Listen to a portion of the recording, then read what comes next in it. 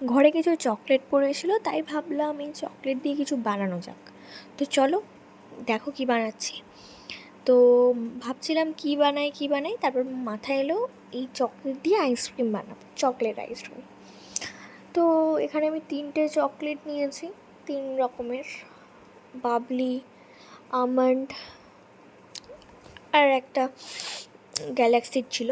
তো সেগুলো আমি টুকরো টুকরো করে কেটে নিলাম, নিয়ে গ্যাস জ্বালালাম। গ্যাস জ্বালিয়ে তাতে কড়াটা বসিয়ে তাতে আমি চকলেটগুলো দিয়ে দেবো।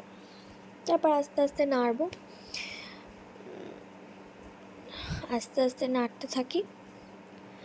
নাড়ার পরে এটাতে আমি দুধ দেবো, তবে একটা কথা মনে রাখবে যে এটা কিন্তু খুবই পাতলা হবে, মানে জল যেমন পাতলা হয় তেমনই পাতলা হবে, না হলে কিন্তু আইসক্রিমটা হবে না। মানে একেবারে খুব পাতলা, মানে একদম যেমন জল দিলে সে যেমন হয় তেমনই। দুধটা অনেকটাই ইউজ করতে হবে। দেখো যে মোটা হয়ে আছে, এই মোটাটা দিলে কিন্তু হবে না। তো আমি প্রথমে বুঝতে পারিনি, তো তারপরে আস্তে আস্তে বুঝলাম ব্যাপারটা। আমি দেখলাম যে হয়নি।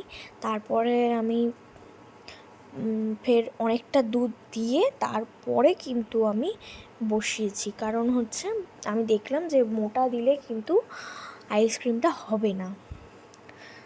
তো তাই আমি বেশি করে দুধ দিয়ে দিয়েছিলাম। তোমরাও কিন্তু বেশি দুধ দেবে, মানে পুরো পাতলা করে দেবে জলের মতন, তারপরেই হবে। তো এখন আমি ওটাকে নাড়ছি, ফুটছে, ওটা হোক ততক্ষণ। তোমরা চাইলে কিন্তু চিনিও ইউজ করতে পারো, বা মিল্ক পাউডার এগুলোও ইউজ করতে পারো, তোমাদের স্বাদ অনুযায়ী তোমরা ইউজ করতে পারো। তো আমি কম মিষ্টি খাই, তাই শুধু চকলেট দিয়েই বানাচ্ছি। তবে মিল্ক পাউডার বা চিনি দিলে ভালো হবে, খুব একটা খারাপ লাগবে না, খুবই ভালো লাগবে। আর যখন এই আইসক্রিমটা তৈরি হবে, সত্যি বলতে খুব ভালো হয়েছিল। তোমরা একবার ট্রাই করতে পারো সবাই। তো আমি দেখো দুধ দিচ্ছি, আরও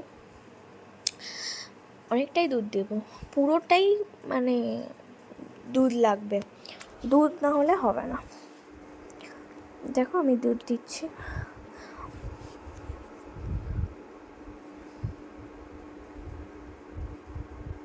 তারপরে আমি আমন্ড দেবো, ওগুলো কিন্তু এক্ষুনি দিয়ে দেবো না, ওটা থেতো করবো, করে আইসক্রিমটা ঢেলে দেওয়ার পর তার উপরে আমন্ডটা দেবো। দেখো গুঁড়ো করছি।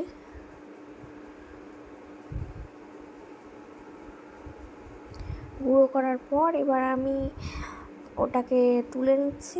আইসক্রিমের যে উঠেছে এখন বাজারে যেটা পাওয়া যাচ্ছে, আর্টিফিশিয়ালি পাওয়া যাচ্ছে যেগুলো, দেখো ওর ওপরে দিয়ে দিচ্ছি আমি আমন্ড।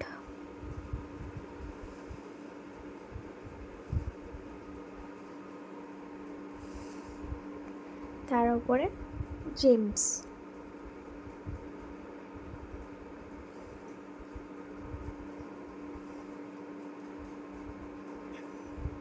জেমসটা কাটতে পারছিলাম না, তাই আমি কাঁচি দিয়ে কেটে নিলাম। আরও একটা পড়েও গেছে নিচে।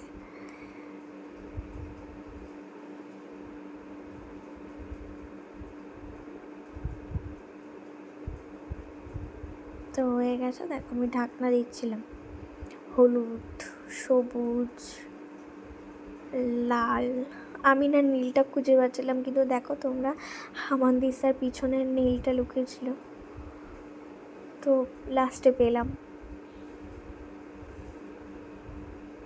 তো চলো এটাকে এবার আমরা ফ্রিজে ঢুকিয়ে দেওয়া যাক। চলো, এটা এবার আমি ওভারনাইটের জন্য ফ্রিজে রেখে দিলাম। তারপরে পরের দিন আমি দেখাচ্ছি কী হয়েছে। তো খুললাম আমি, খোলার পর আমি এটাকে এবার খুলবো। দেখো দেখো কত সুন্দর হয়েছে, টেস্টও খুবই ভালো হয়েছে, খুব খুব ভালো হয়েছে টেস্ট, খুবই ভালো হয়েছে।